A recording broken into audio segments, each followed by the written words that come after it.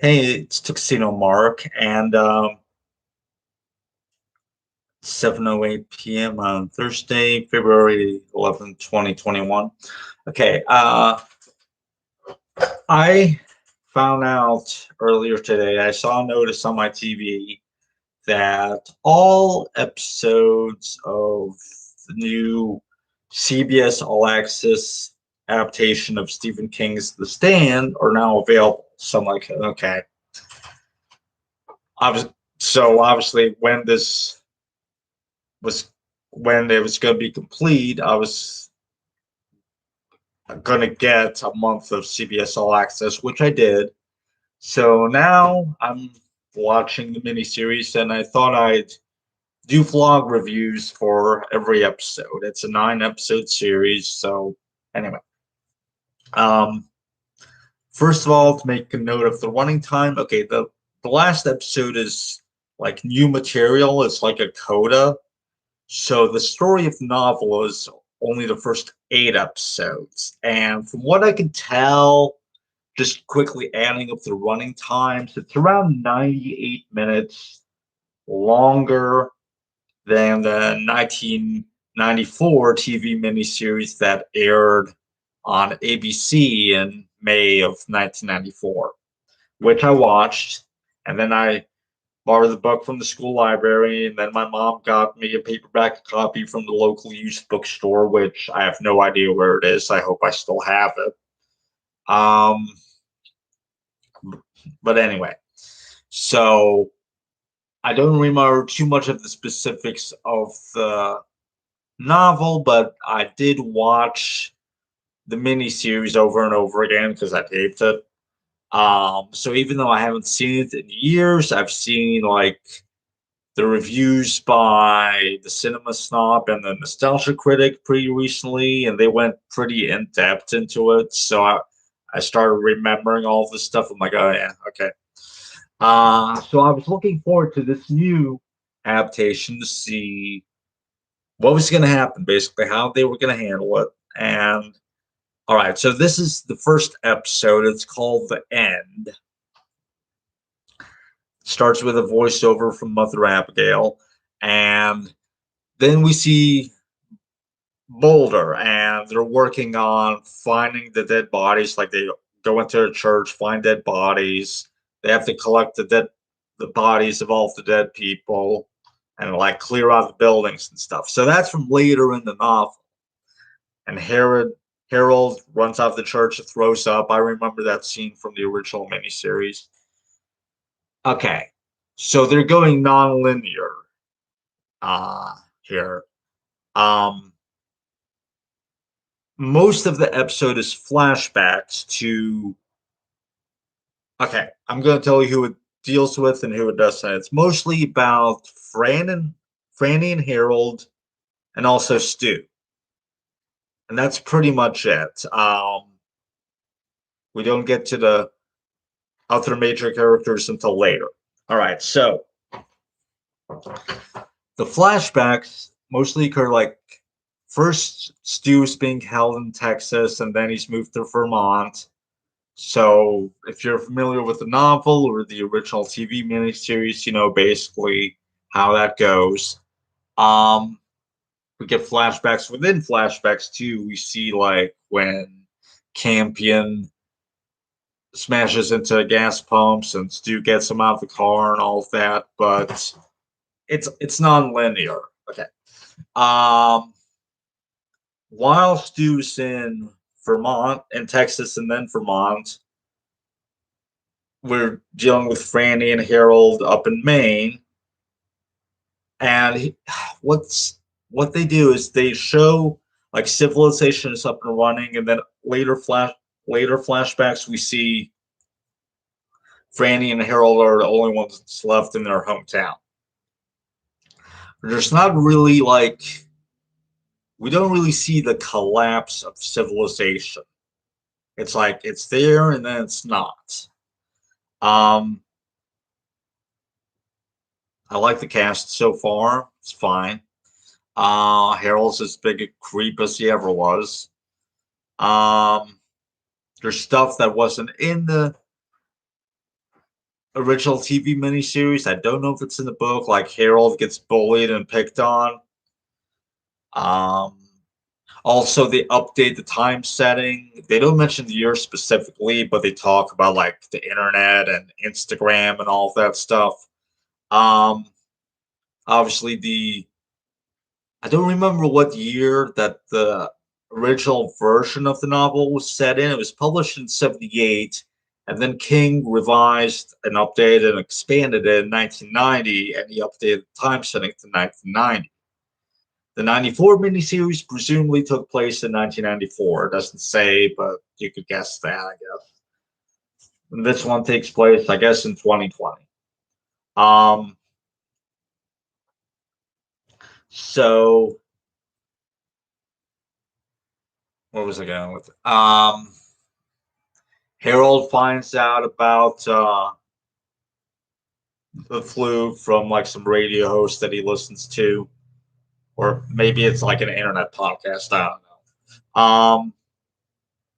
One scene I don't remember how detailed that they go into this in the novel. They kind of brush over it in the '94 miniseries, but when Franny finds the canvas in the garage and basically sews up her dad to bury him, the '94 miniseries didn't really go into this, but they really go into it here, where she has to like lift up his body and she drops him, and she has to get him down the stairs and out of the house, and that that was like so tough. Like it's like wow, yeah. I didn't even think about that, but yeah, she would have had to do that. Let's see. Harold like looks through a hole in the fence in Franny's yard and spies on her. That's creepy. I don't know if that was in the book. Um, One thing that's definitely not in the original miniseries, and I don't know if it's in the book. I don't think it is. Now, I don't remember reading this in the book, but it was too much for Franny. Um, uh, Wait, I'll get to that first. First, while she's burying her dad, we hear like a voiceover of like the president's speech to the nation.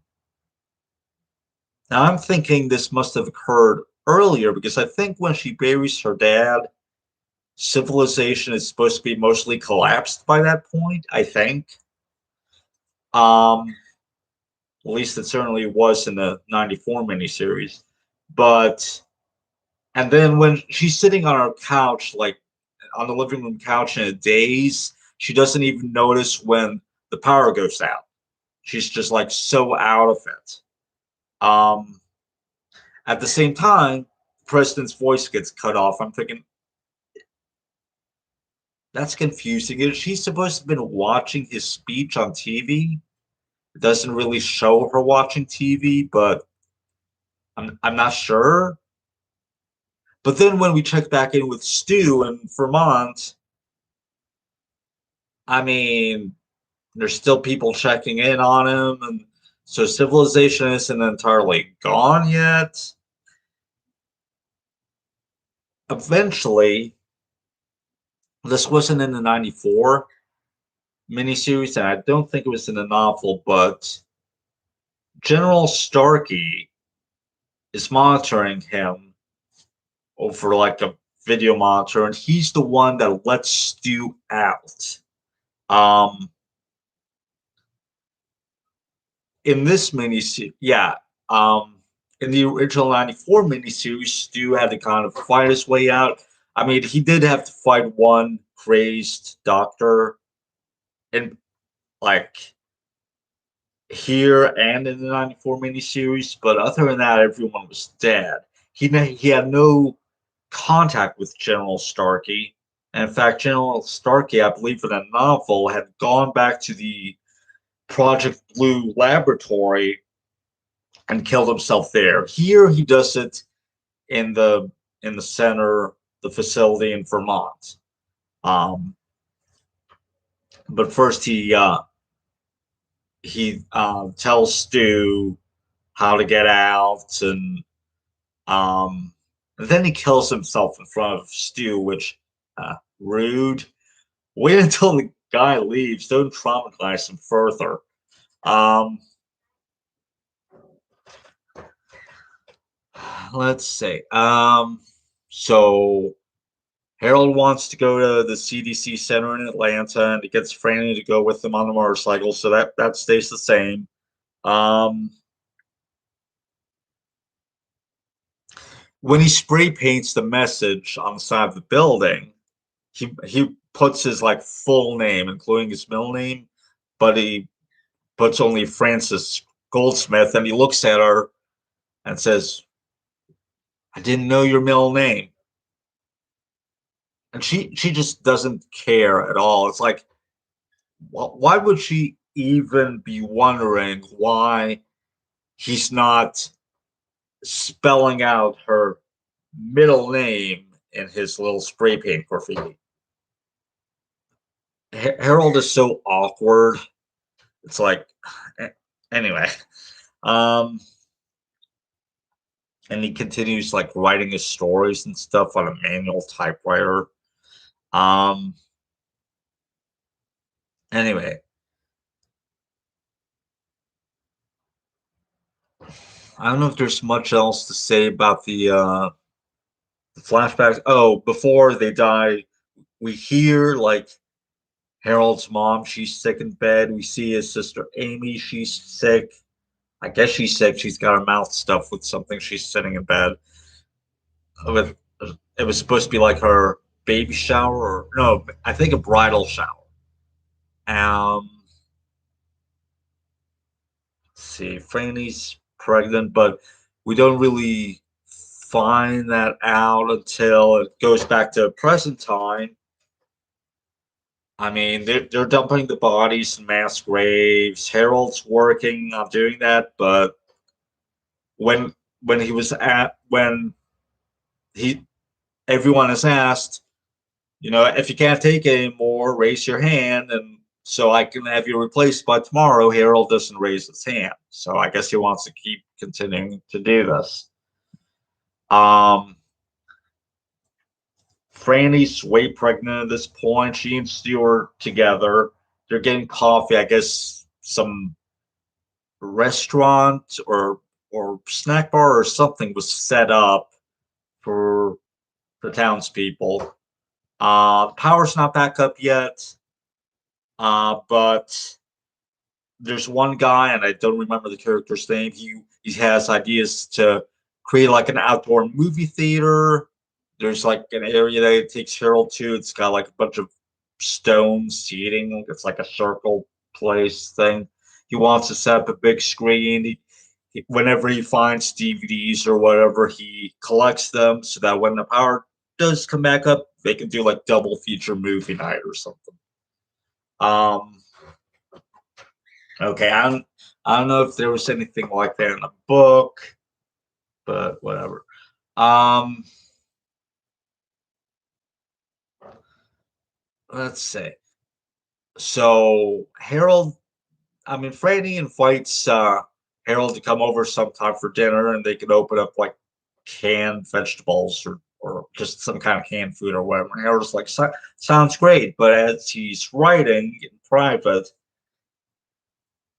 he makes clear that he wants to kill Stu and maybe Franny too, because he's jealous and he's an idiot. And anyway, um, and he was picked on, he was bullied, so of course he's gonna get a gun. Well, he has a gun. He took a gun out of a dead police officer's car before they left Maine. Um, but he's so insecure. Jeez. Um, anyway, he well, we briefly see Mother Abigail while she's still in Maine, asleep. She tells Franny to visit her at Hemingford home in Boulder. Now, this is a change from the novel where Hemingford home was the town that she lived in Nebraska, and later on she went to Boulder, Colorado. I guess they're trying to condense everything, kind of, sort of. Um, but Harold doesn't. I mean, Franny doesn't do that. Instead, when Harold comes to her house to see if she's all right or whatever, and tell her of his plan to go to Atlanta, he doesn't get a response. He goes inside, hears the shower running or bathtub or whatever, and Franny had OD'd on like all the pills in the medicine cabinet, and she's still alive in the bathtub. And Harold gets her, like, puts his fingers to her mouth, gets her to throw everything up. I don't know if that would really necessarily helped her at that point, but she's kind of upset that he saved her life because she just doesn't want to be here anymore. Um, let's see. I mean, there's like not too much else to say. There's a bunch of language, obviously, that wasn't present in the '94 miniseries. It's not really even gory, not that much. Um,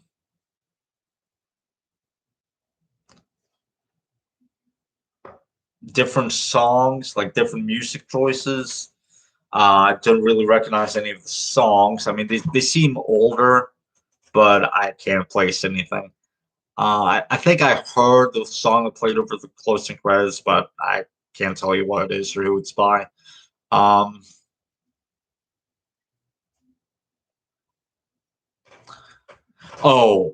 we get one final flashback to when Campion is alerted that the virus is escaping. He he triggers the lockdown, but then he decides to make a break for it when he sees that the elevator or whatever, some security door is open. It's not closing, so he runs through. Turns out we don't see his face right away. We just see, boots, but Flag had left the door open so Campion could escape from the complex and go and get his family and take off. Um, this wasn't present in the novel because apparently Flag didn't even show up until like 100 pages in, at least, or something. Um, in the '94 miniseries, I kind of got the idea that Flag was responsible because we see a crow throughout the original '94 miniseries, and then in the final episode, we clearly see Flag transform into the crow. Now we see the crow in the opening scene of the '94 miniseries when the virus is unleashed. So because the crow, aka Flag, is hanging out at the Project Blue facility, it's not a big leap to determine, or at least guess, he was responsible for the outbreak. So here it's a bit more blatant. In fact, it's very blatant, and we see Flag in, I guess, as a hitchhiker when Campion's driving past. Campion doesn't stop to get him, but then we see like Campion's rear view mirror and the baby's in the back seat, and Flag is sitting there hanging out with the baby, and it's like, okay, kind of creepy. um, let's see. So each episode's like 40, 40 something to 60 something minutes long. Like, as I said, it's like about 98 minutes longer than the 94 miniseries, which doesn't seem like too much longer. And I'm talking about only the first 8 episodes, which covers the actual story of the novel. Um, so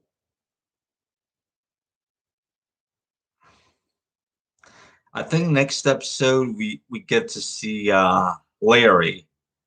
So obviously this is going to be told non-linear linearly again, which I don't mind. I mean, you just gotta kind of mentally keep track of what's happening when. Um, but it's all right. Um, Other than like the updated setting and technology, and possibly Franny's suicide attempt, um, and General Starkey being the one to personally let Stu out, I don't think there's like too much deviation from the novel. Um, it was all right. I enjoyed it. Um,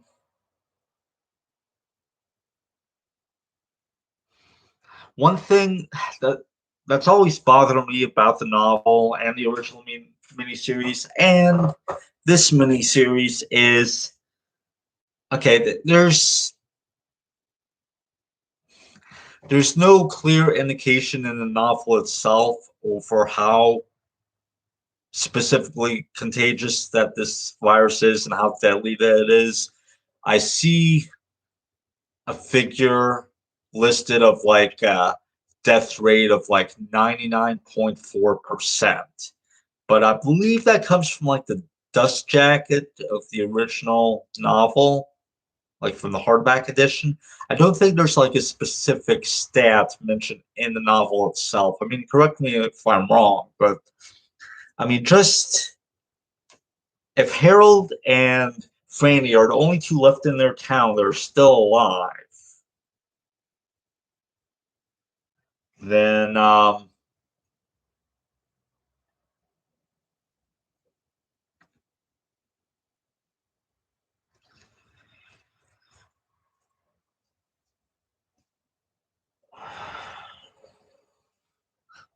let me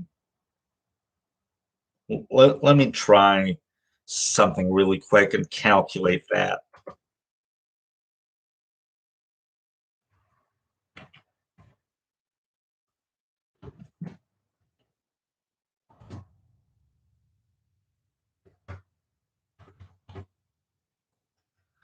I mean, the population of their town is only around 331 people, 332 people. That is actually that's not that's not much. And you see, I always got the Coco, Hermione. They're walking all around on my desk. My cats. Anyway, I always thought that the locations looked too deserted. That there should be more people alive um, than what we see. Now, maybe there's a bunch of people in hiding. And in fact, at the end of the novel, I believe a bunch more people will show up in Boulder. So they're considering opening up another city for all these extra people. And the Census Bureau has a hard time trying to keep trying to keep up. Um, so there's an indication that more people survive than what we see. But if you're wondering what that bump is, Coco's lying down behind my computer and he's like, he bumped it. Um, but okay, let's look up the population of New York City right now, if there is a stat for that. Just so I can, when I look at um, the next episode, which I plan to like view one episode per day. Um, but let's look up New York City's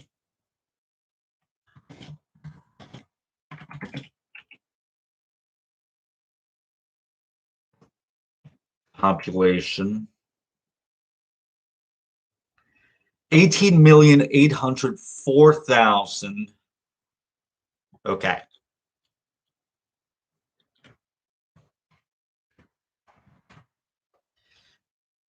times 0.994.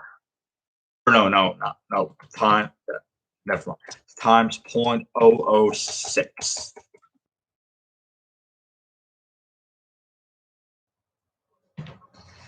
There should be 112,824 people still alive in New York City. I doubt we'll see them. um, anyway.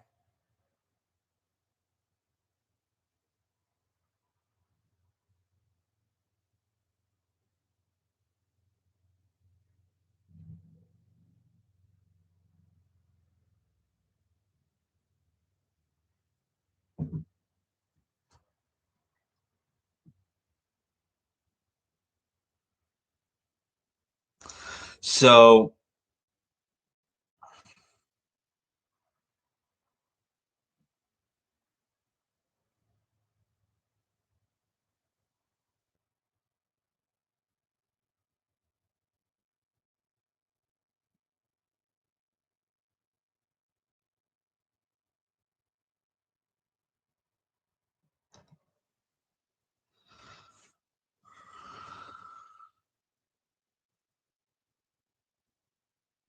all right. So I think that's about all that I have to say about this episode. Flag appears as a wolf, not a crow. Although they do allude to the crow in the closing credit sequence. You see a bunch of playing cards and like the ace of spades or whatever I think has a crow on it. We also see like Franny's pregnancy test. There's some neat visuals at the beginning of the closing credits. Yeah. So I look forward to watching the next episode, and yeah, that's it. It's 3:35 p.m. and thanks for watching.